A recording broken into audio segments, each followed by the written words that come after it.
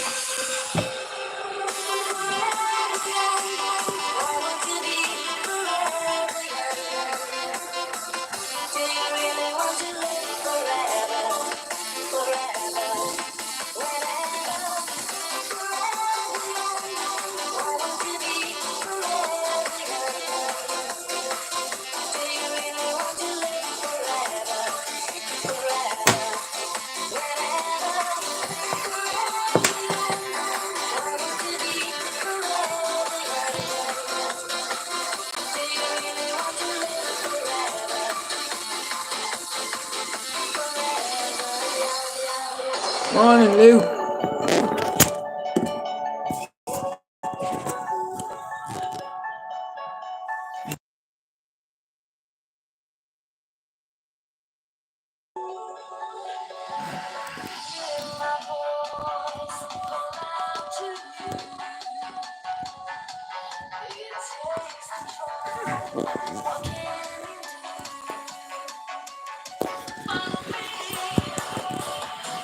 Wherever I go, I have a couple of things there. I just have me fucking get up there. I must than a woman when it comes to me clothes. Everything I need is right here.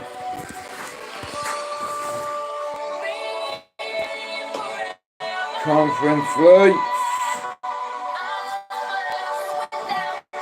microphone. Luke here. One of the nights, myself and yourself, we will do something. Hang on. Shout out to the best number 10 of all time, El Messio. I told you I'm a football fan. Anyway, How are you all doing? Good morning.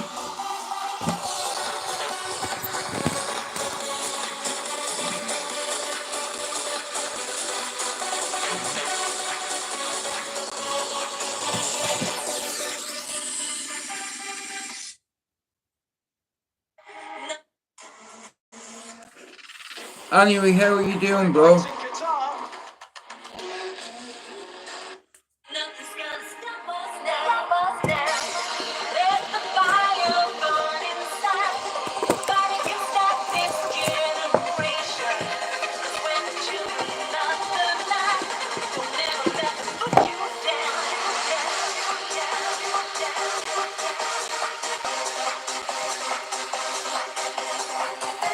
I'm going fishing soon.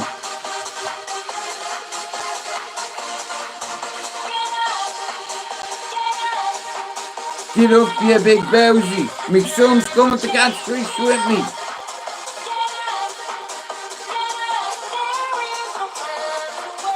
Oh, bro, fuck off, will you? I'm not in the mood to request. Bro, I'm sat in my Gucci shorts. Look, I'm relaxing. I'm just fucking sat down in the old Gucci's, you know.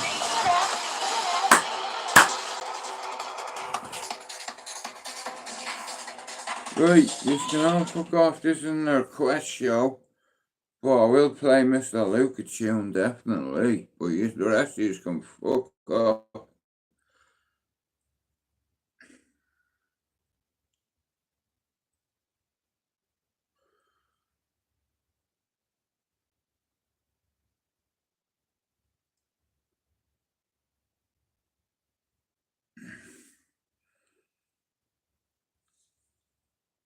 R&B experience. Oh, got you. I got you. This is the proper version, is it?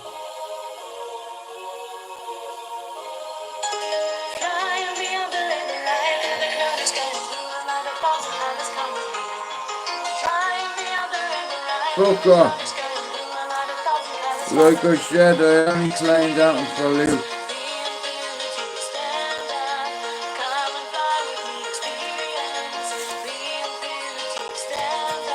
Luke knows the shit. I know, bro. No, that's hard.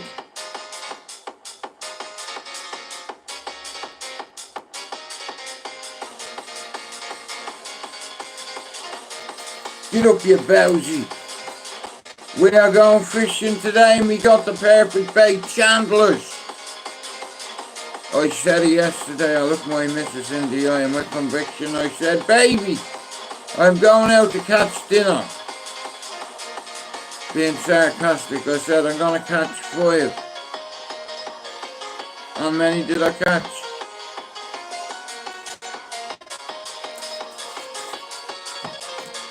And I'm over the moon because it's like,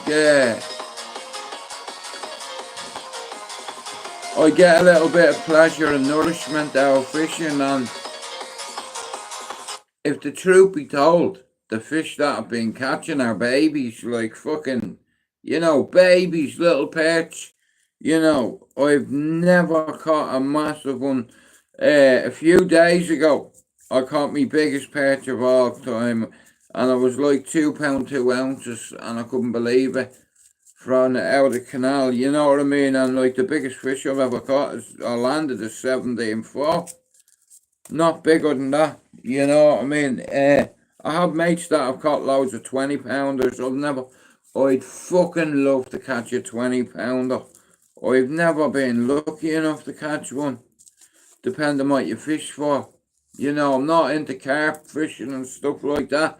I'm a very basic fucking, I'm a fucking novice in all fairness, like, you know. Don't get me wrong, you never forget to ride a bike. But it's like, you know, there's all these new traces and new lures and new rigs and jigs and...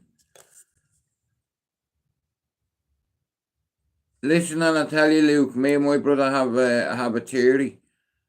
There's a very sick individual going around pushing gay people into the canal in Manchester, and it's been going on for 2 decades. He's called the Pusher, and I think I know who it is. I think it's Foxy. I told Mark, because like I witnessed strange behaviour of an individual who on a nightly basis goes on the moors with his dog with a flashlight on his head, and he's got a kill kit in his boot. He's got like a sledgehammer, he's got gloves, he's got duct tape, he's got fucking cable ties. I seen some strange things, so I put it to him. I said, bro, I think you're the fucking Pusher, because you're a homophobic. You know what I mean? A homophobic that likes dick. Maybe he had a bad incident as a kid or something, I don't know, but it's like I truly believe that Foxy is the Pusher. And I said it to him. He said, are you fucking serious? I said, yeah, very serious. I've looked in Killer's eyes before, and I looked in his eyes and I seen it.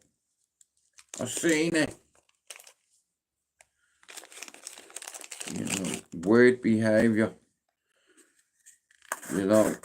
For Luke, no joke, there's like over 120 people, mate.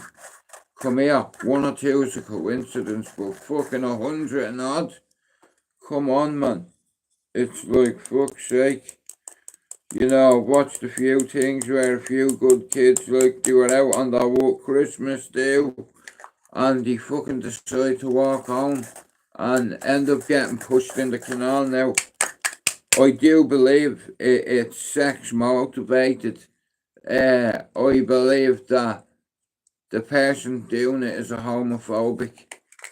I reckon, because it's like here, 1 or 2 bodies fall in the canal. Listen, when people are drunk, they do wild shit, right?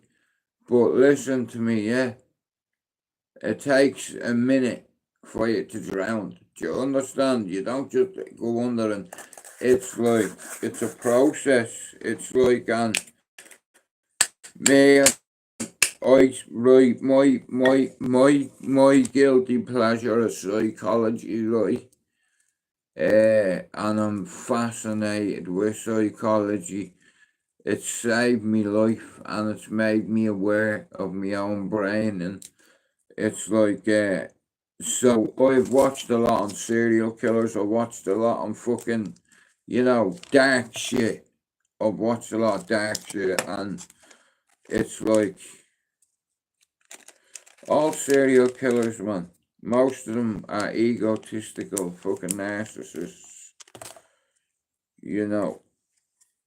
But I'll tell you what, there's definitely foul play going on the canals in Manchester for the last nearly 25 years.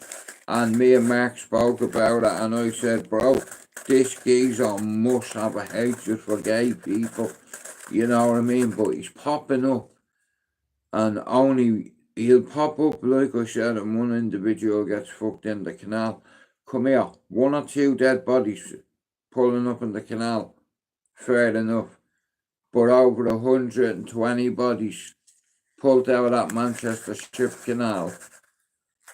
We have there's serial killers in every city in the world, And this particular guy, I don't think he likes gays. Now, I am not a gay, but I have something to say. If I was walking up a fucking canal and I seen some guy attacking another guy, automatically that's what go in my head. That's the Pusher. No way. Here, Mr. Pusher, I'm Mr. Grabber. So what I'm gonna do is I'm gonna grab you. How are you, Jerry? No, I'm just talking about fucking dead people appearing in the canal.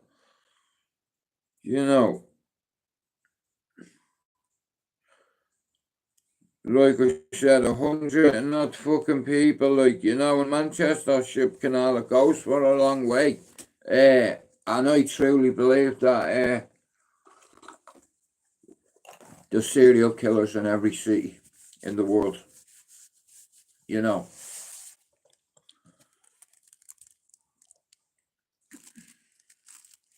Like, for many years, Luke, they've been talking about it. Jerry, don't give us a hard time, will you, lads? It's fucking too early. Nah, all jokes aside, a lot of young gay men, you know, a lot of fucking, you know, now not everybody that's pulled out of the canal is a homosexual or a gay, or it's like, you know what I mean, you should be allowed to be what you fucking want, you know, but people are getting murdered because of their sexuality. And like I said, listen, yeah, I'm not a fucking dummy. I know I act like I'm a dummy sometimes, but I do know about procedures, protocols. This geezer has been fucking, this geezer, he's been stalking the waterways in Manchester for nearly 3 decades, in fact, you know, and loads of people, like I said, it's one thing saying, oh, it's a coincidence, you know what I mean? But yeah, many fucking bodies do you need for alarm. Uh,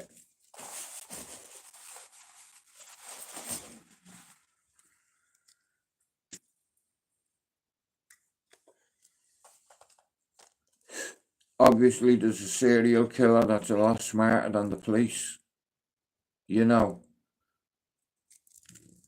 In all fairness, I thought it'd be 2 people, but one big guy on his own is more than capable, you know. So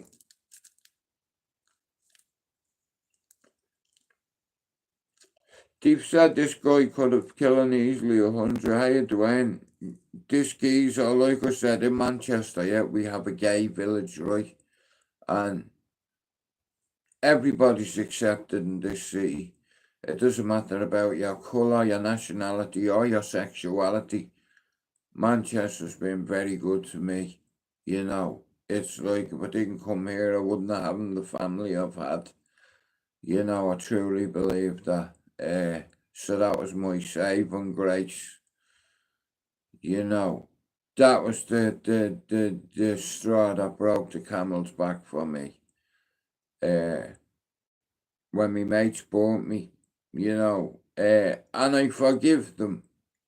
We were all young and dumb and foolish, and I wanted to be one of the lads up there, and I was willing to do anything to become one of the lads, which is also another sad thing. Like that kind of mentality. And somebody hit the nail on the head, and he said to me, you know what, Jude? A lot of them up there, they're like dinosaurs, prehistoric. You know what I mean? That whole Ballier mentality, or I'm from Ballier and fucking rah rah rah rah rah rah. It's like Neanderthal behaviour, this scholar said, yeah.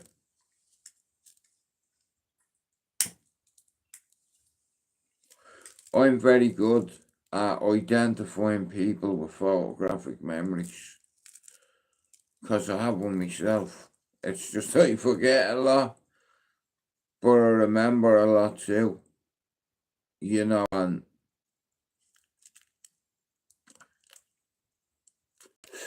YouTube as a collective of people, we need to unite. Do you understand? All the decent channels need to fucking come together and grow a motherfucking channel. A ship for all our channels. Get out, you big Nazi. Get out. Send them back. Get them out. Send them back. Send them back. Listen, you. Didn't you cause enough? Look many Jews you killed. Get out. Send them back.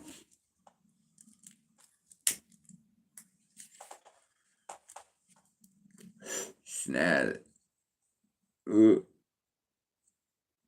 What did I watch last night? Oh no, tell you what I watched last night. Prison Break is out on Netflix, so I watched the first 4 episodes last night.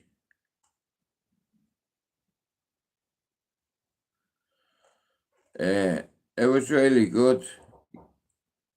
You know what I mean? Here comes the landlord.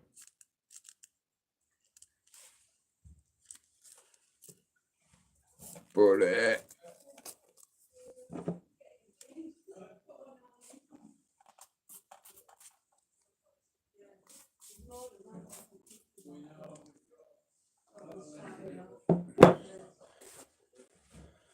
one sec.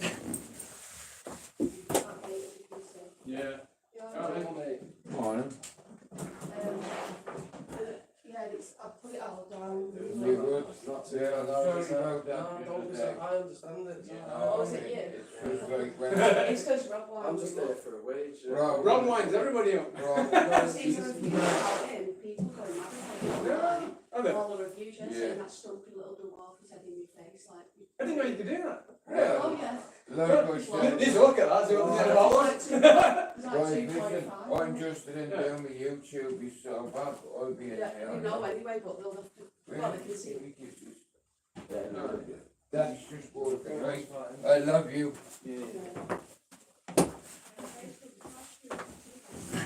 Me maintenance man's here, so he's doing the odd jobs.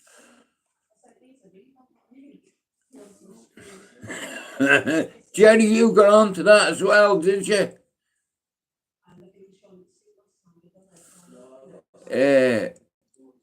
Yeah, so anyway, I'd like to talk about a couple of topics tonight or tomorrow night or the next night with Mr. Luke to talk about venues, concerts, arenas, clothing, fashion. I remember, yeah, years ago, right? I'll tell you this real quick, yeah. Now, when I was about 15, all the ravers, now I'm not gonna lie, at the first, I couldn't afford that at first, right? But a lot of the ravers, they used to wear certain clothes, right? Like Champion tracksuits and Fila tracksuits, right? And Stushy and fucking, it's like now, at the time in the Abbey Mall, I'm sure it was the Abbey Mall, and there was other places. There was a place as you go over the Halfpenny Bridge, you know, not the side the 79 goes down to go to Houston, the opposite side of the Halfpenny Bridge. There used to be a few shops beside the Ilac. Yeah. I'm not too sure what it was called, right? But I know once you go over the Halfpenny Bridge, across the road, it was here. That could have been his Luke.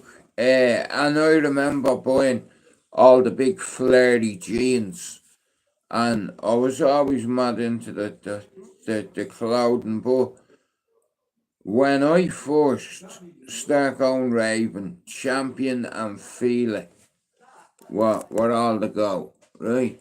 All the go, right? Original, right? And I couldn't afford it at the very start. You know, I could barely afford me own money, me admittance fee, and then I started selling it allegedly. Hairy legs, I two shops to be straight over the streets. Well, listen to me. It's retro like any. If I'm out and I see anything that I like, hey Christine. Yeah, Jesus, she got up this morning, a little uniform and all, you know what I mean? But, so what I did last night was, like I said, I have a lot of clothes, yeah. I collect, say, clothing, and last night I was just fucking about, and it's like, you know I love me football, right? I collect shirts as well.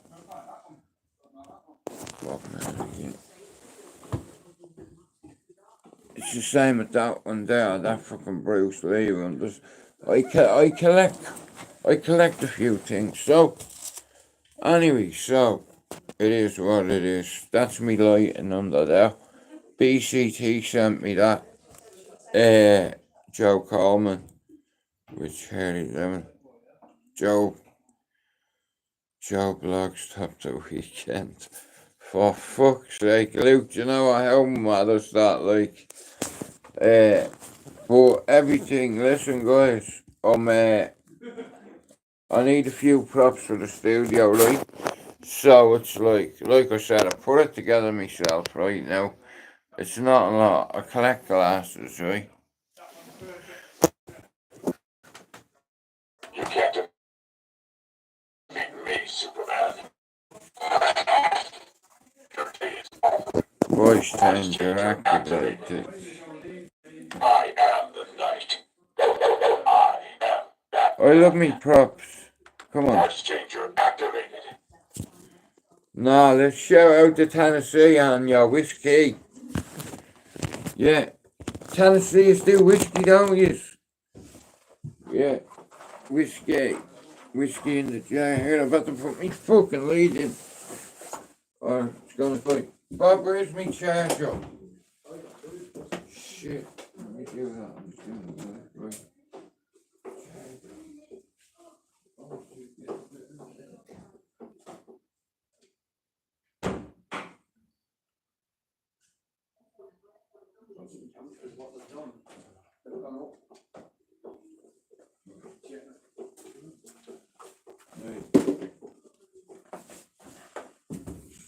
Oh, she get down there. Oh, she get down there. Right, let me just plug this in. Nah, like I said, so guys, yeah, so when I first started going raving, I couldn't afford all the gear, like, you know, the Champion and the Fila, and shout out to Clondalkin and Finch's Pub. All my cousins drinking there. Hello, Mr. Big Nuts, how are you doing?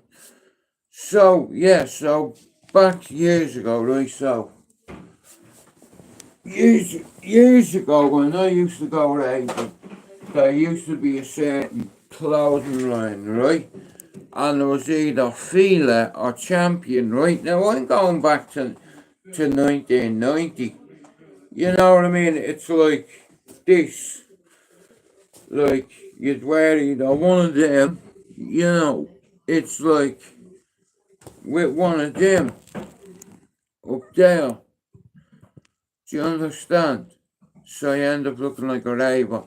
Now, when I first started going to the Olympic, I couldn't afford the clothing. You know, like I said, it was only till I started distributing ecstasy that I started being able to afford the fancy clothing. Do you understand? Like the names, the brands, and what have you. And the dance scene wasn't just about dancing, there was a culture to it. You know, there was a dress code. There was, you know, it was like our little Woodstock back then. You know, it was our Woodstock. And I'm glad I was part of it. You know, and it's like a lot of me mates were, you know, me friends were.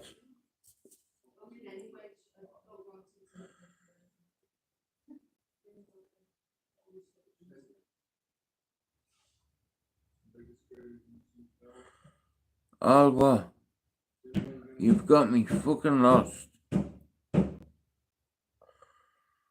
Jude was your man and not going.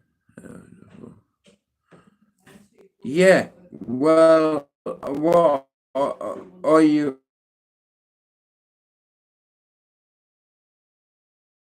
for me, right? You know, I think he was in London working and he sent them over, you know, so my ma ring Harpo's ma, Bernie, and say, Bernie, I want to thank you for all the clothes you've got for Jude. My ma wasn't stupid, bro. But it wasn't until I got my job in the asylum that I could afford. Yeah, fucking, it's like, well, here's the thing, right? At 14, I was doing an apprenticeship in paints, right? And I was working underneath Damon's Barbers, right? And every time I went to the storeroom, Luke, you know, I'd throw him loads of, like, 48 toilet rolls, loads of Johnson's products, like baby oil, baby wipes, baby powder, loads of shit, right? He used to call me kiddo, right?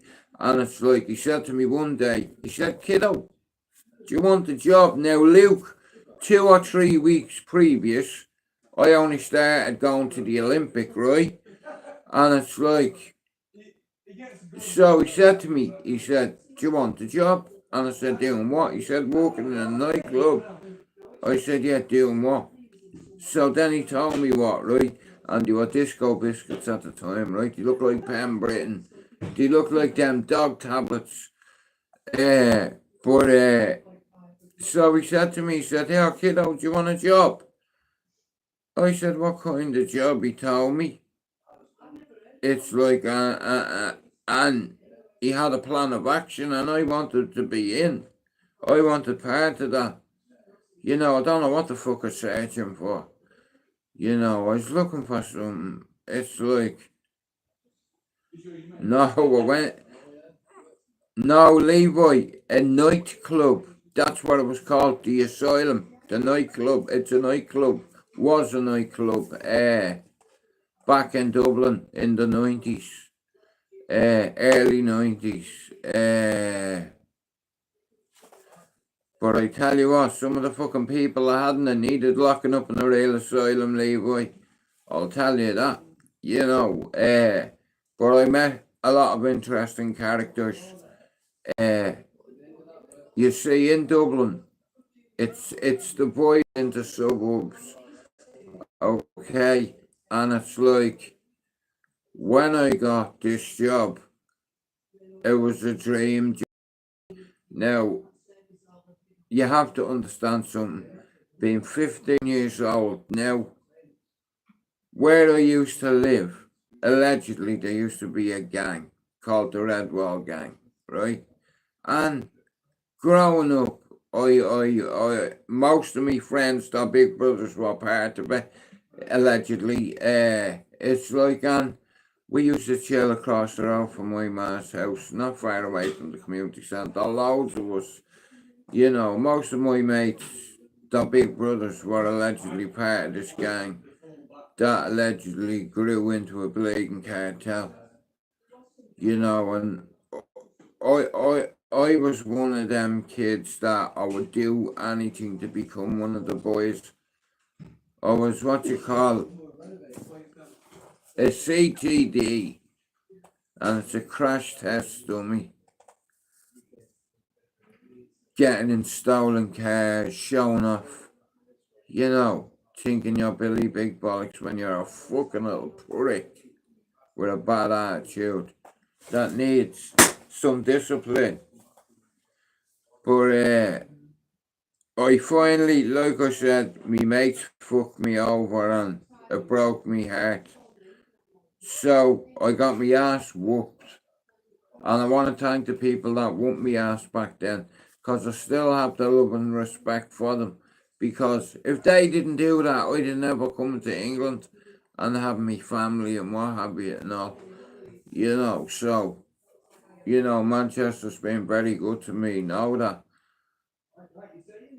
3 baby mothers. It's fucking insane. I can hear me granny saying in me head, you dirty little bastard, yeah. 3 baby fucking mothers. Come here, you. She'd grab me by there, by me lock.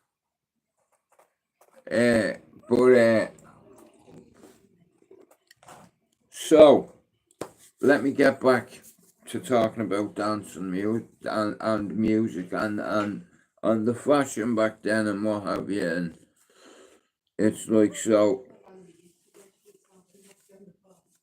I was offered a job, and maybe 3-4 weeks before I was at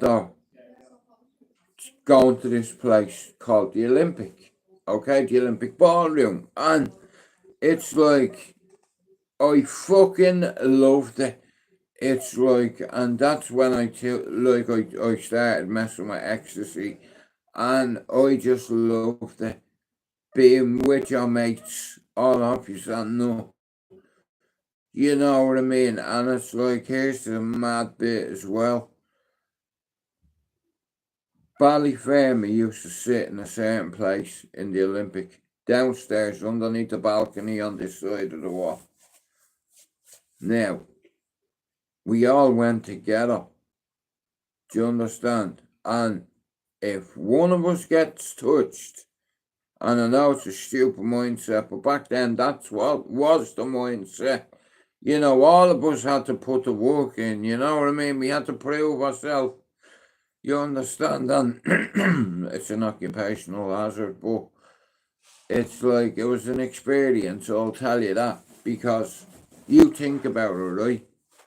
You're dealing with loads of different youths from all around Dublin, from Clondalkin, Tala, Ballyfermot, Inchicore, Michael's Estate. Do you know, fucking, it's like, I can Killock, Finglas, Blanchardstown. You know, it's like, and they all used to come to this nightclub, right? Now, like I said, I was going to the Olympic for about 4 weeks. Yeah, I think I was only I must have been about 14, 15. And this particular job that I was doing, you know, the foot here, me gaffer, right, Aim and Lord rest his soul, yeah, he handed me £100 on the stairs of paints, and he told me to go and get myself something to wear. You know what I mean? It's like, so he gave me like an advance in a way. And I went and I got myself, I was dressed like a fucking pillow box. I had a red fucking hat, I had a red fucking tracksuit and red fucking boots. I looked like a fucking strawberry with a big fucking big nose strawberry. But everybody was fucking, and the mad thing is, an hour or two into it when you're in there, your fucking top's off you. You haven't got a fucking top on. It's like, and the thing with ecstasy, we used to say years ago in Dublin, yeah. One day we had a letter in the post. I used to take these ecstasy and they were called Mad Bastards. That was the name of them, Mad Bastards. Small white ones, little roundy ones, and I'll tell you one thing, oh my God. Taxi for Jude's jaw. Now, I remember rhubarb and custards were the cleanest ecstasy that I'd ever done at the time, but over years, it's progression.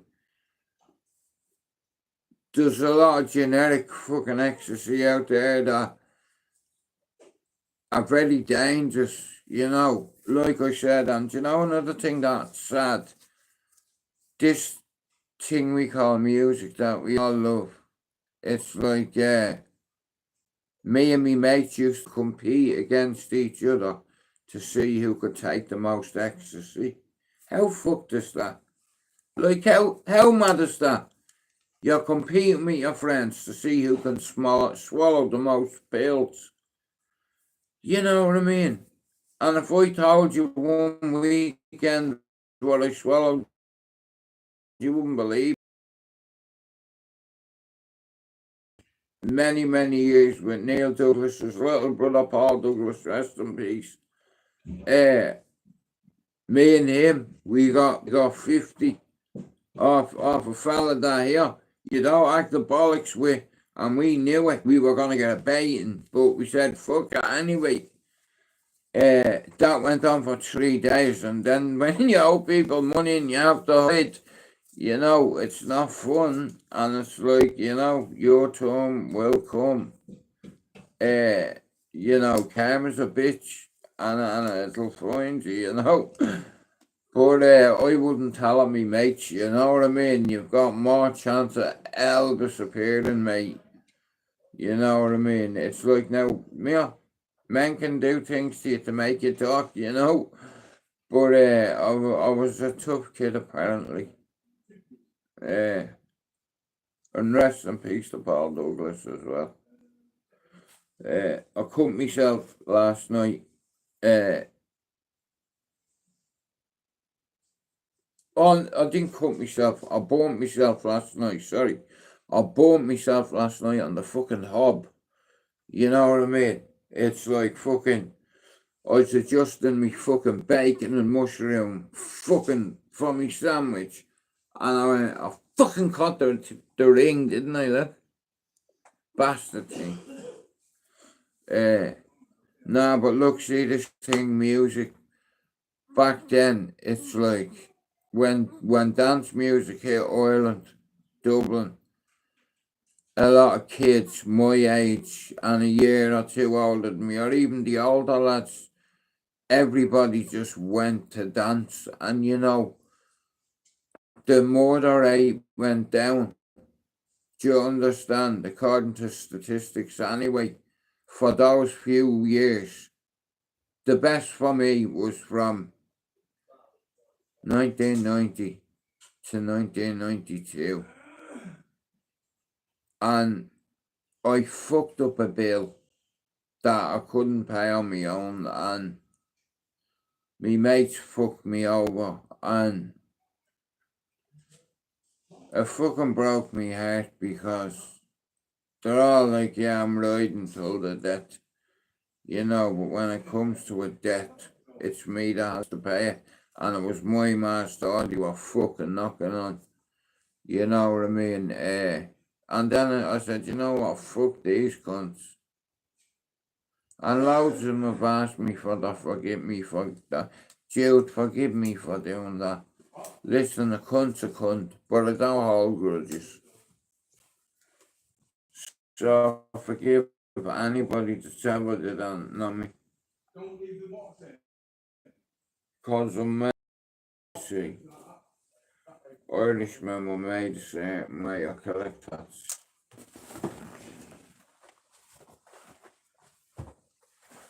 Oh, get up there, Bowsy. Get up there, you big Bowsy. But, alright, Jay. Nah, listen, like I said, music, like, comes natural to me because it's like, I used to see my daddy do it when I was a kid, and then, well, the irony in this, it's like some of the DJs in the asylum at the very start were shit. Some are good, some are bad. It's like, but my first record I ever bought, was a track called I Know by New Atlantic. And it's like, I can't explain it. It's like we used to live for the weekend and we get so excited, you know, as the days are Monday, Tuesday, Wednesday, Thursday, Friday, and you're getting all dolled up in the mirror and all, trying out your dance moves in the mirror and all. I remember being in Ken O'Driscoll's bedroom, yeah, and I'm like, bro, I don't know how to dance. And Kenneth is like, bro, look, watch me. So he's in the mirror doing all this dancing, doing smooth dance, you know. And I'm like, he's like, Jude, just fucking, he said, when you have one of them yokes, yeah, I don't know how to dance, so I'm just fucking wrecking the gap, you know. I'm like, oh, fucking hell. So, what I realised was a half an hour after taking one, I learned how to dance. Yeah. Something like that, yeah. I learned how to dance. But you know what? I met people from all over Dublin. Good lads, you know. It's and there's a couple of DJs that DJ'd in fucking the Asylum, like Energex, Pa Highland, Mick Walsh, and I forget, and Warren Kay. It's like, one of my friends from Dunleary, your name is Neve, her and Suzanne O'Connor. Yeah, it's like fucking Neve was saying this guy, and his fucking mum died or something, you know what I mean? She's off on going into the dead mum's fucking room, picking up a fucking fur coat and walking around with nothing on, just a fucking fur coat. He went fucking apeshit. That's me fucking mother's. Oh, fucking nuts. Hello, Addy. I know, yeah. But, like I said, Luke, we used to live for the weekend. You know, it's like when I start going to the Olympic, I was fascinated. Fucking fascinated. And it was like an addiction. And going there, getting in, all your mates, I feel alive. You know what I mean? I feel alive. Like that, you know what I mean? It's like like there's no better feeling being on the dance floor with your mates, all having a good time. You know what I mean? It's like, I was very generous, me. I think it's either in you or it's not. And I used to give them away to all my mates. You know what I mean? It's like, because Dublin, when ecstasy hit Dublin, the crime rate went down, the murder rate went down, because people were too busy on a fucking love buzz rather than killing each other. You know, people started to love each other, you know, and it's like, it was a beautiful thing, and it's like, I'm glad it's part of it. You know, I went to an event called Heaven on Earth in the Point Depot. Prodigy were the head act, I think. I could be wrong now, don't quote me on the right, but I've met a few DJs. I've snorted and swallowed ecstasy with a few DJs. But there was a couple of DJs that were up their own arse at the time. No names, Keith Farrell. You know what I mean? And I don't know where his brother should be called Light rather than Heavy, because there's nothing heavy about him. He's a heavy little midget. But partially in time, you know, it's crazy, because I remember we used to have to be in there, right, at 8 o'clock. But Luke, the desire to go out on a weekend with all your mates, you know, and having a good time and getting off your head. Well, I always thought he was a wanker anyway, you know what I mean? But that's just my opinion. But we got hooked, me and my mates, because we used to get the bus in from Ballyer, right? And I forget which way we bleeding went, but there used to be a group of us, and the mentality was, here, there's loads of townies in here that don't like us. I remember seeing Richie Fox and Keith Fox dragging fucking Nolly Bourne from the galley around the fucking dance floor. He was getting lit up by a fella called Keith Fox, Richie Fox, and a dickhead with long hair called Howard from Sheriff Street. I'm looking over the balcony, yeah, and I mean, he's getting dragged around the dance floor, and none of his mates did shit.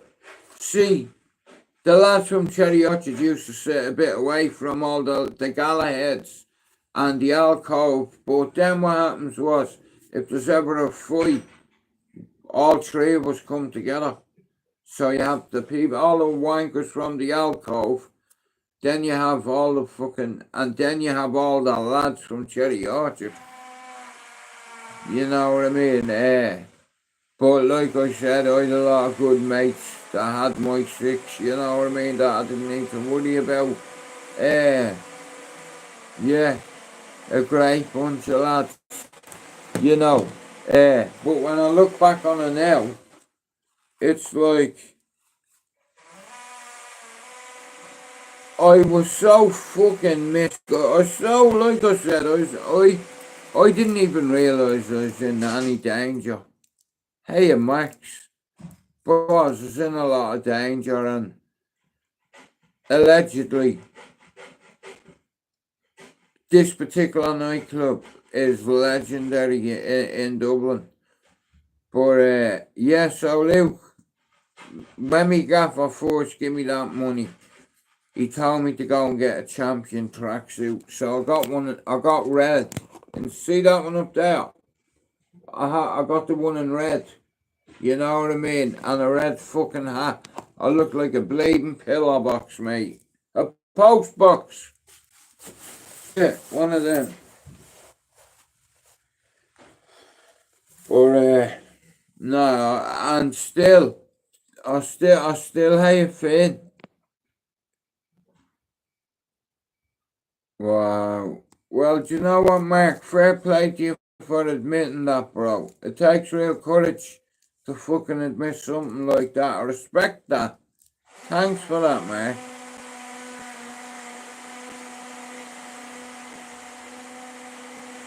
No, I know he was, but do you know what, Luke, yeah? You know, here's the thing, right? A lot of youngsters get groomed and they don't even realise it. You know, it's like, he give me about £100 and on the Friday, he said it to me. He said, go into town tomorrow, get yourself an outfit for that night. Well, like I said, it takes real courage to admit what Mark just admitted. Mark, whereabouts are you from, bro? You don't have to say it if you don't. So yeah, I just wanted to take part, and a lot of me friends, we were all mad into dance music, and we used to go out on a Friday, and sometimes we wouldn't come home till the Monday. You know, fucking great time. I went raving with a certain bunch of people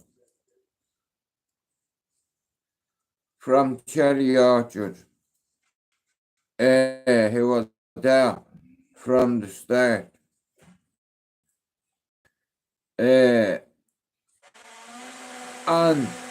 like I said, that it wasn't just about music, it was about clothing.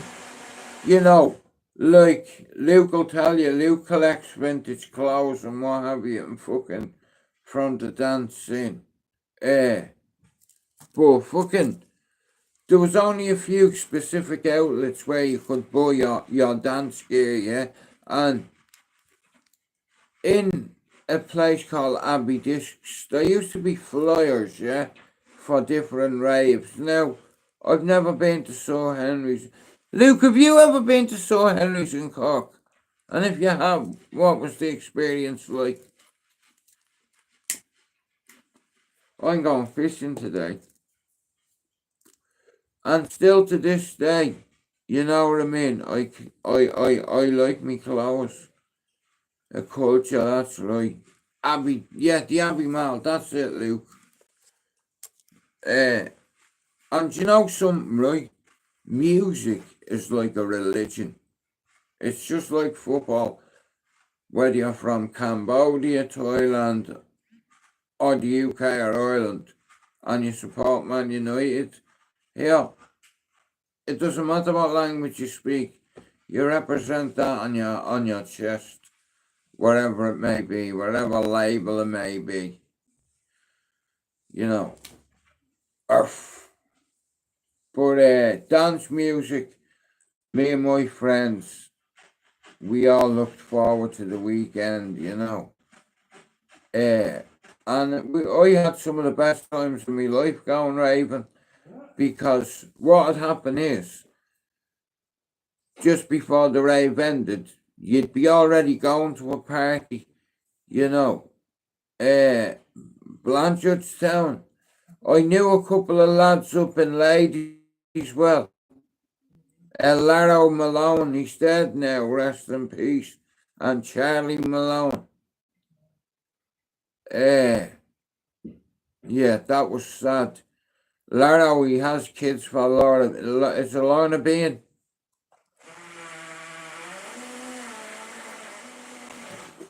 That was sad. He had fucking, you know what I mean? That was really sad. He was only young, and I think he had a heart attack or something like that. But don't quote me on it, because it could be wrong. And if I'm wrong, I apologise. I remember Larry bringing me up to Ladies well. I'd never been to Blanchardstown, and we got this bus, yeah. But by the time we got off at our destination stop, you know the lights on the windows, or the lights, you know the light covers, off, fucked out the window, seats fucked out the back window, just skullduggery, tuggery, you know, we were the proper tugs, you know. But look, fuck it, we don't give a fuck.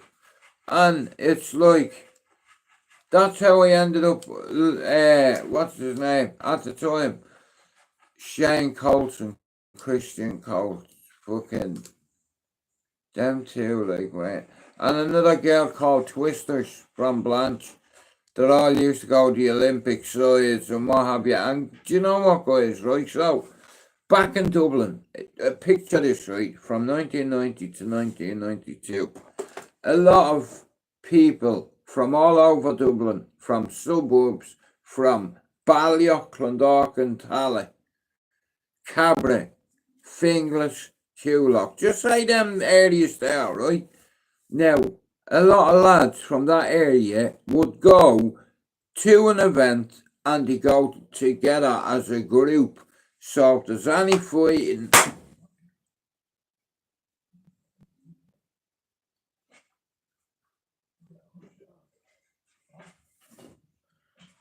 yeah, you won't get a warning, boom, and then that's it, it's off.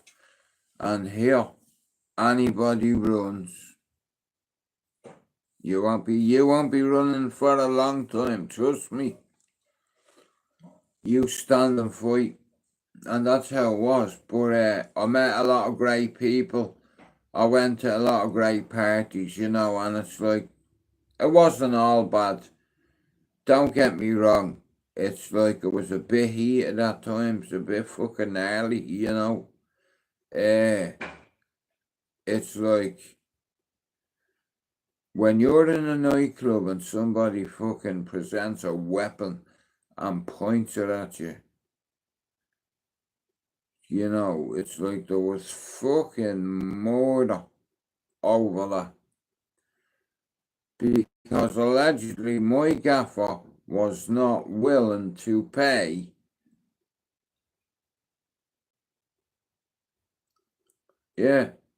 and there's repercussions for that. I didn't know too much about it until a few years later, you know, when people got greedy and they broke their own rule. It's like, I watched a fucking notorious, glorious nightclub go from that to that to that. It's like, what started happening was 17 months in, a lot of the lads were heroin addicts. And here, do you know what they used to do, right? Smoke the gear to come down off the ecstasy. And these ecstasy years ago, when I first started taking them at 15, now I've not taken one for fucking Jesus Christ. a minute now. But even like I said, that's all. You'd hear people saying, Jude, I can't dance. Here, have one of them. 15 minutes later, he's up doing the funky chicken. I'm like, bro, what are you doing? He said, I'm fucking dancing. Look at me, Jude. I'm fucking dancing. I'm like, yup. You know what I mean? Oh, take me back. You know, take me back. And it's like, you know what, right? I'll tell you how I got into heroin. I was watching all the lads from the Red Wall gang, right?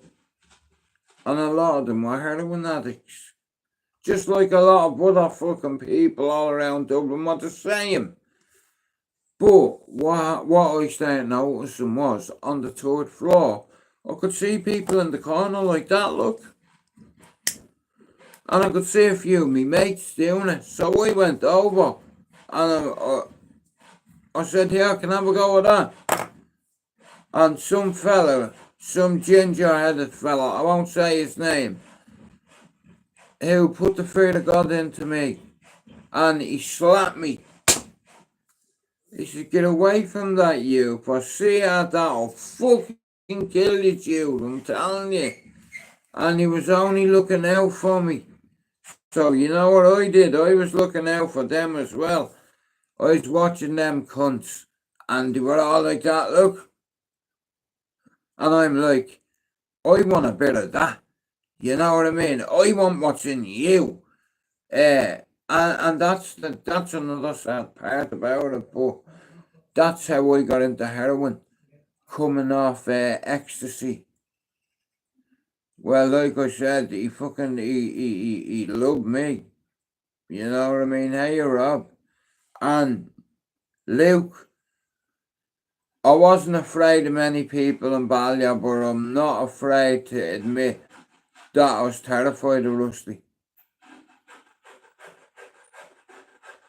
And he lived over here for a year and a half beside me. You know, he come over. I think you already know why. And he said, I think I like it here. You know, and he was at the being acquitted. I won't go into too much about it because it's like, you know, but rest in peace to Rusty. And anyway, bro, do you know, if you looked at me, see him, he'd eat you. Do you understand? And I had a job to do, just like everybody else. We were all brought in at 8 o'clock every weekend. Okay?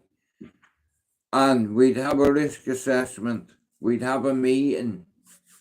And the meeting, it'd be basically a plan of action. And our plan of action was the security have their ear bits in and what have you. There's 3 floors. Now, to get into it, you have to get past these 2 big fuckers, yeah? Go downstairs, take a left, boom, there's the dance floor. Now, you broke their own fucking rule, and I need, everything was about timing. So, the gaffer, the one that gave me a job, who was anti-heroin, I witnessed smoking it, and I couldn't believe it. I was looking at them all and I was like, wow. So, I waited for my opportunity. I was watching them all like that, look. So when they were all like that, one of them had a big fucking piece of tinfoil like that in his hand. I went, and I took his little tube, yeah. I ran into the bathroom. I didn't even know what I was doing. I went like that, like, I hadn't even got a clue what I was doing, right? But because all the other lads were doing it, I was a follower. You know what I mean? I was a fucking sheep. You know, but anyway, so I grabbed this, ran into the toilet, put the thing in my mouth, went like that. I hadn't got a clue what I was doing. The thing was bubbling up and smoking, and I just went, and that was it. I just felt that. Like water on your head, on the back of your neck, going all the way down my body, man, just that.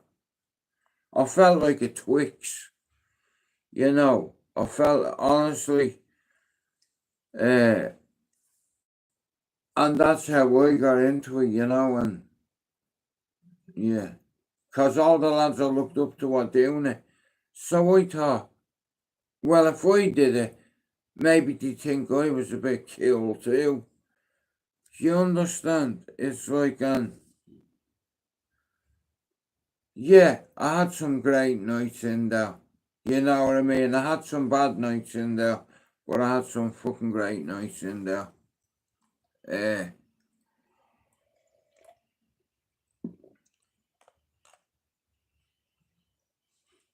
Nah, Luke, you know,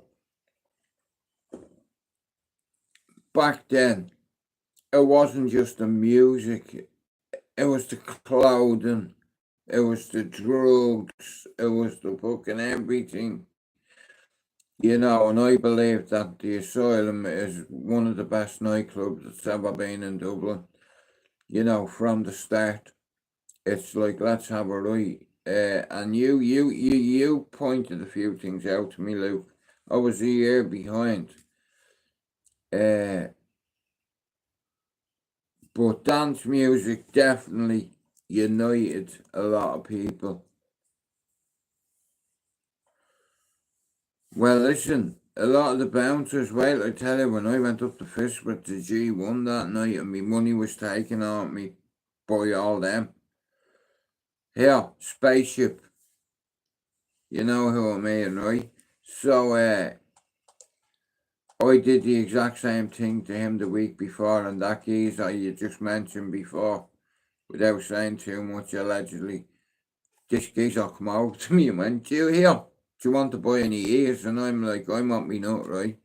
Now, at the time, Luke, right, the rules were the rules, okay? And the rules are the rules. I'm only allowed to sell ecstasy in this nightclub. This poor fucker walked out to me, said, mate, do you want any ears? I'm like, many have you got? He said, many do you want? I said, all of them. I says, hang on, just give me a minute. You know what I mean? So I give my man a nod, my dog a nod, and he come over and fucking ragdolled the other fella, right? He ragdolled him, he was dragged into the toilet allegedly. His head flushed into the toilet, drinking piss, been drowned in piss, waterboarded in piss. All his money taken off him, a bit of jewellery, yeah, and he was fucked out. Now, normally that's it. You know what I mean? But here, this person who was hit and robbed was a fucking somebody. Do you understand? Alright, Rob. But here, hey, Benjamin. Well, bro, all you can do is persevere and push. Push through it, bro. Push through it. You know, there's millions of us, Benjamin, around the world that feel like that on a daily basis, and you know what I do? I keep myself busy. I'm a football fan, I'm a fighting fan. Yeah, guys, I have a favour to ask you.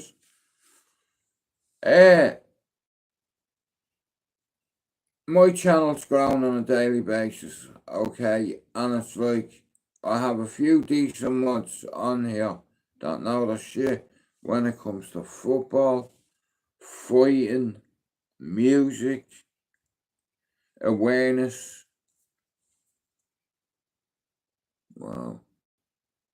Fucking hell.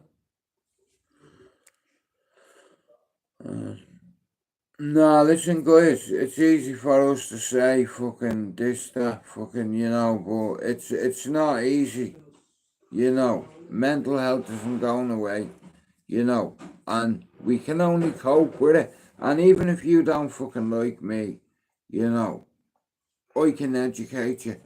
because I've had 92 evaluations. I'm fucking old, I'm 50, you know, and it's like, if we had been brave enough 20 years ago to do this, I would have fucking done it. You know what I mean? And it's like coming onto YouTube at first destroyed me. I wasn't ready for it. You know what I mean? And then I started going on the cesspit and what have you, and I helped grow that channel. And what's stopping me from growing a channel like that? You see, I've been speaking to Luke, right, and I think, like I said, Spencer McDermott, Luke Gilligan, and a couple of other lads, fucking, yeah, my bad, Luke, but yeah, because it's like, and here, do you know what else I learned? Never be afraid to take advice off somebody younger than you. You know, it's like, I give credit where credit's due, and I recognise people that have photographic memories too. You know, what can I say? I like music, I like art. We're not here to play, we're here to take part.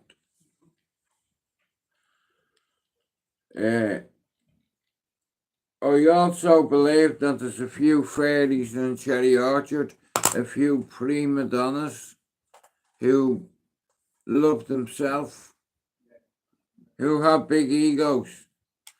I used to look up to some of these guys. Keyword used to. Yeah, I know sometimes I can be a cunt, but I'm not a right cunt. So shout out to all the right cunts in Ballyer. Yeah, shout out to a couple in Cherry Orchards as well. You fucking prima donna, you. You know what I mean? Yeah, I better shut up, me. I'll get myself into trouble. Like I said, guys, see mental health. It's not going away. And it's like, I'm 50 and I've learned a lot about medications over the years because my brother Mark has bipolar, my little brother Alex is schizophrenic, and I'm a certified psychopath. Plus, I have complex post-traumatic stress disorder and survivor's guilt, you know, and it's not pleasant, that's all I know. But anyway, we are going fishing very soon. I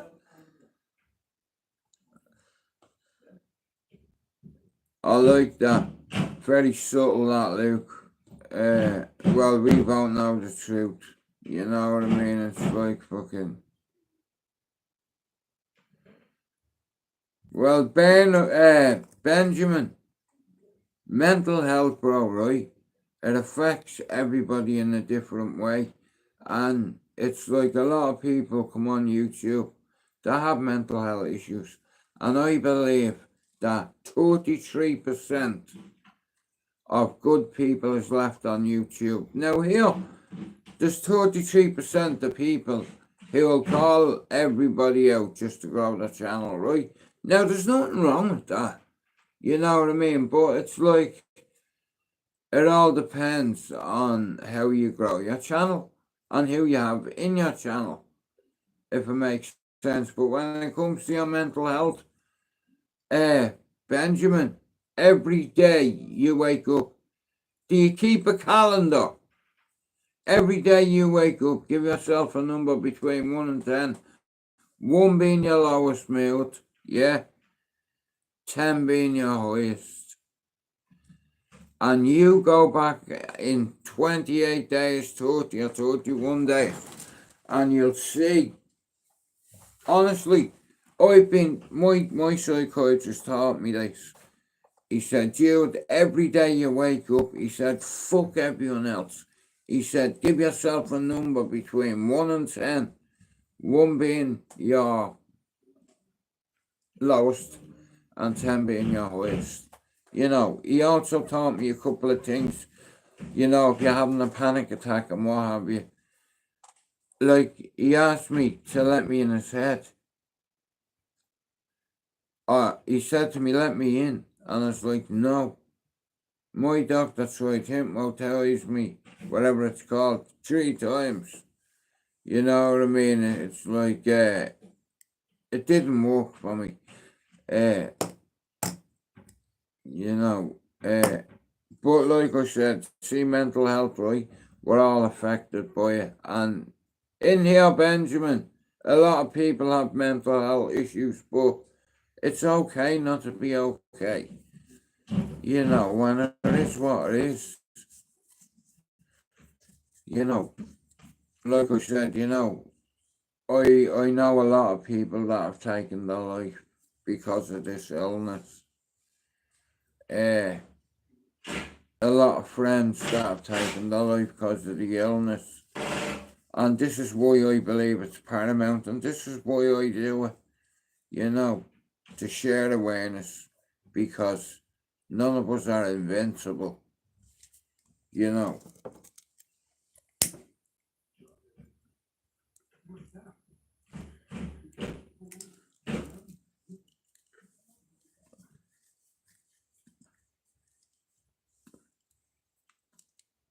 That's a bad fucking number, that.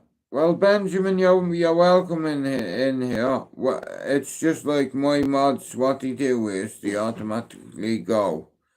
And anyone new that comes to me live, my mods go and check that when they made their account and come back and tell me. And you know, because you get loads of people pretending to be somebody that they're not. You know, but like I said, Benjamin, I take my life a day at a time. Every day, I just take them one day at a time. You know what I mean? Because nobody knows what's happening tomorrow. You know.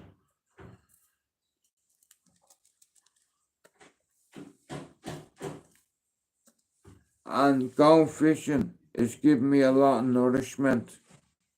Getting back to music is giving me a lot of nourishment. And sparring as well. It's got me sharp. Yeah, it's there. You know what I mean? It shouldn't be, but it fucking is, mate. You know, and like I said, I see a lot of channels on YouTube popping up all over the place, and here, let me help you grow your channel. And all you need to do is donate a prop to my channel. Here, it could be a little football bleeding card, wagwan, or a boxing prop, like I said, or anything to do with football. 1 second. Anything to do with football. 1 second. Right, so, right, I've loads of space, yeah, so let's say if you want to send me a prop or a jersey, you know what I mean? It's like I collect hats up there as well. So this is me basic setup.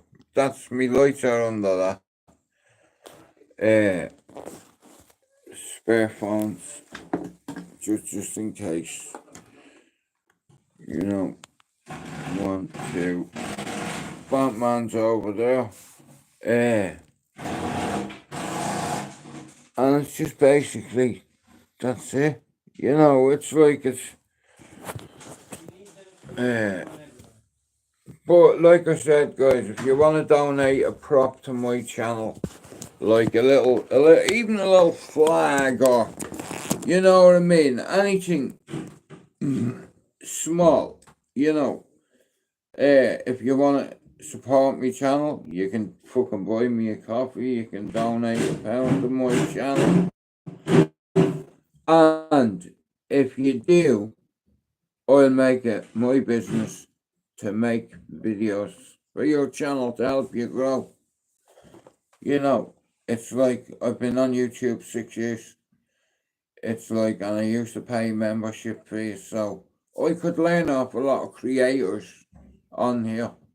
You know what I mean? But a lot of these creators are greedy little hobbits.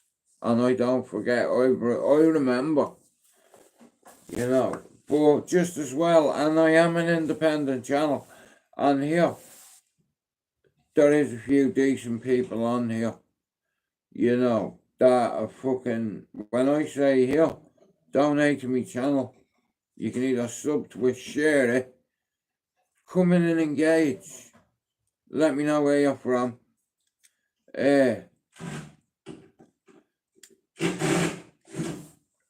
Handyman in there doing a bit of work. No, listen to me, a lot of people have mental health issues on YouTube, and I've recognised it.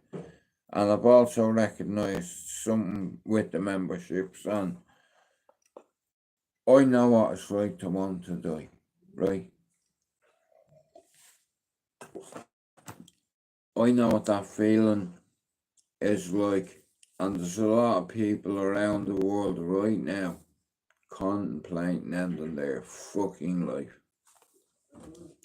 According to statistics, so many people a second die from suicide every day.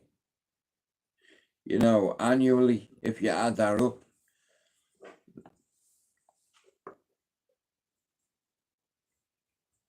Well, Luke, like I said, not everybody's made the way we are, you know, but like I said, it's like I don't block anybody. I might, me mods will time people out if they're out. It's like because I haven't got time for petulance, you know, like schoolboy behaviour, juvenile behaviour, you know, I'm no delinquent and I'm no thug. I used to be, you know what I mean? I was a thug, you could say that, yeah. And showed me brothers love, and what did he do? He fucking fucked me over. And here, I may as well been on a cliff, mate, and he just shoved me off it. But when I left, allegedly, some of them lads that I grew up with are part of a big organisation, allegedly. An OCG, an organised crime group here. RICO case, that's Al Capone shit. But you know what? I got away with it. And I got away with me fucking life. And I'm delighted for it. You know, that kind of way. But that's what happens in Ireland, you know what I mean? It's like suburbs all around the world. You know, if you want to be a big boy and you want to start bringing drugs into your mother's fucking house, deal with the consequences. Because if the police raid your gaff, yeah, your ma is going to get evicted. You know, trust me, she'll get evicted all because of you. You know, and it's like, you know something, yeah? Stop blaming the fucking drugs. Blame you for the change. Do you understand? All my life I've gone through it. You know, blaming fucking this and that and fucking... And here, it was me. You know, and that's the hard part, you know? But like I said, a day at a time. That's the way I'm taking it. And anyway, I'm going to leave you, so I'm going fish on. Fish on. Many are we going to catch today? Go on, give a prediction.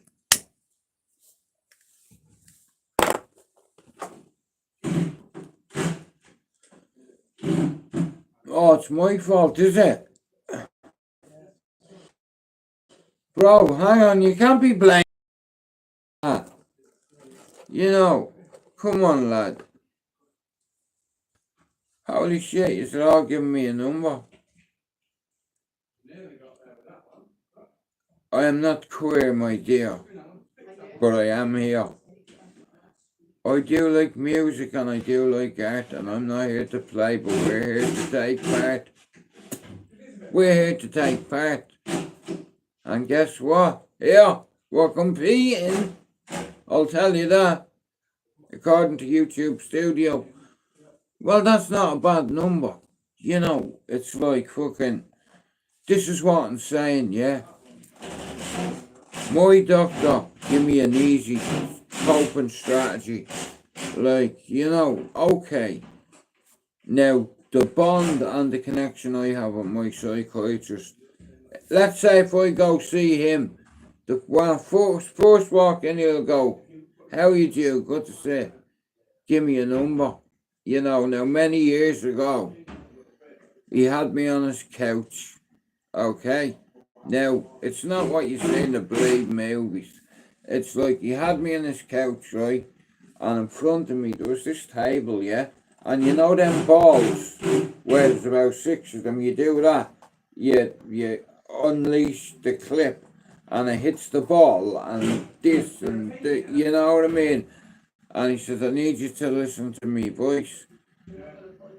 You know, I need you to be in tune with what I'm saying to you. Let everything go out of your mind. Everything. Just pretend you're floating. What have you, right?" And I really tried my best for it to work. You know what I mean? But it didn't work for me. So he said to me, "Right, Jude, every time you come and see me, there's certain things that you're probably not going to want to talk about." And it's like, so rather than that, or rather than say I've had a fucking shit weekend, me missus left me, took the dog, and the goldfish, and the cat, and the bank cards. She's gone, she's done one. You know, how are you going to react to that? You know, he said, so rather than tell me all that, he said, give yourself a number between 1 and 10. 1 being your lowest mood and 10 being your highest. And I've used this coping strategy for a long time. Every day I get up, I give myself a number. And that number can change over time. You know, it's like, yeah. But, like I said, rather than explaining that you've had a shit weekend, your fella's left you, fucking your mum's died, your granny's died, your dog's died, someone's fucking died. And it's like, you know, it's like when somebody belonged to you dies, and if you love them, your heart is gonna hurt. Your heart will cry.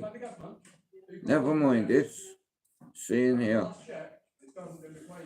I used to carry a lot of fucking guilt because a lot of my mates were executed, and you know, we always spoke about it, like when we're all 50 we'll get back together again and we'll, you know what I mean, and it's not the same anymore. Yeah, I'm absolutely bollocks, man. You know, Thomas, like you say, yeah, he had his mummy awake last night. No, listen, loads of people have come in and out of my life over the years, whether it been this channel or another, and have said to me, "Jude, you saved my life." And I'm like, "What?" "You stopped me from killing myself, bro."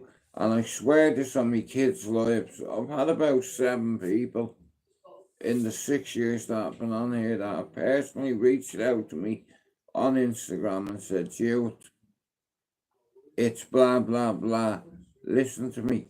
I was listening to what you were saying about suicide and wanting to end your life and not to be here." It's like, how do you get past that? How did you get past that? I said, well, my daughter ended up having a grandson. Me missus ended up giving me a son. I got my man there repatriated. Coming off the meds. My father-in-law died before my this grandson was born. You know, and it's been a fucking hard year to the point where I ran myself into the ground. I'm trying to juggle a lot of balls and I'm dropping them because I'm super tired, you know. Yeah, so like I said, I'm going fishing, but I'll be back later on. I'm gonna make myself a couple of joints, and then we're gonna run. The do run, the do run. Here. Yeah, watch.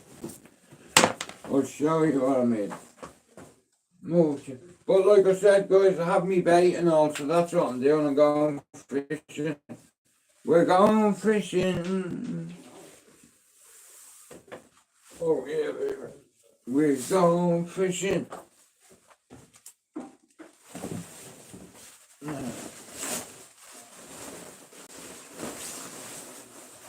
Oh. Alright, you can.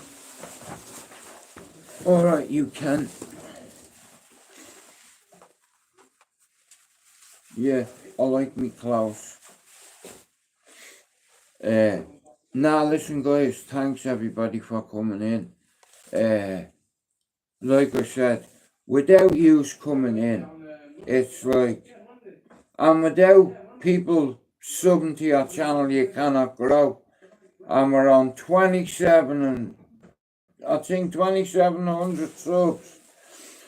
And like I said, the channel has grown, the progress of the channel, according to YouTube Studio here. My channel's flying. You know, for a little channel that's independent, right? Yeah, I'm going fishing in a few minutes. Fuck right. I have my maggots and all ready. But I'll let you know what I catch, yeah? I have to go and get a couple of things in a little bit. So what time are we on? Right, it's 11 o'clock, guys. I'm going to end the live. Thank you all for coming in. I'm absolutely bollocks. You know, I'm fucking absolutely bollocks. There, look. Fucking hanger still on it, look. Get off it. You twat.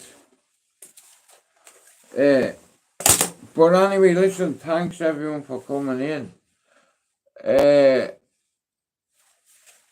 Yeah, listen. Shout out to Mr. Luke. Shout out to Max. Shout out to Robert Lee. How are you, Ashley? Shout out to Benjamin. One sec. Now, listen. Everybody's welcome in here. It doesn't matter what nationality you are. It doesn't matter what colour your skin is. And it doesn't matter what fucking sexuality you are either. Okay? I am not a gayist or a racist. And if I've anything to say, I'll say it to your fucking faces. My fellatio and your mistake. Yeah, here. My fellatio and your facio. Because you made a big mistake, you. But for now, I'm gonna have to go. Yeah. I'm gonna go. Do a bit of fishing. You know what I mean? But here, if I catch anything, I'll post them or make a few videos. Now, before I go, I'm gonna make a prediction, yeah? I'll catch more than 5 fish today. Or at least 5. Right? Yeah. And I'll video it, yeah? I have chandlers, you know, the proper bait. So I'm gonna go around my Gucci shorts. You know what I mean? But I want to thank you all for coming in. Oh yeah, here. Myself and Luke, sometime this week or next week, we're gonna pencil a time in and we're gonna talk about the dance scene in Dublin properly. Not about all the fucking carnage and what have you, what led Luke to go into certain events, gigs, You know what I mean? And he knows his shit, and he's very intellectual, very noble, very modest, very humble, and that behaviour is endearing. Now, like I said, I've always told you here, listen to me, yeah?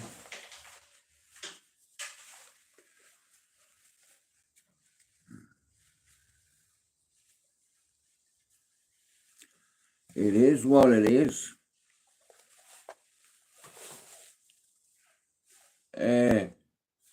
I have some great mods that come in here on a daily basis, right? Now, yous all know I've been involved in a few channels, right? Especially the fucking cesspit, right? Now, I said one day I'll get my channel back, right? And I believe that I have the potential, with the right support, advice, guidance, whatever, this channel can grow. But listen to me, yeah? It can't grow unless people help you. Do you understand? And there's a lot of fucking small YouTube mental health channels popping up all over the fucking place. What I'll say to you is, if you want me to share your fucking channel, I guarantee you I can get you subs. And I'm doing this for the dubs. It's like, we could have called the world out on here, but we didn't. You know, it's like, and I'm a granddaddy and I'm a daddy, and you have to carry yourself a certain way. Fighting's a young man's game. Right, guys, listen to me. I'm gonna have to head. I hope I catch a few fish, and I'll talk to you later on. Bless.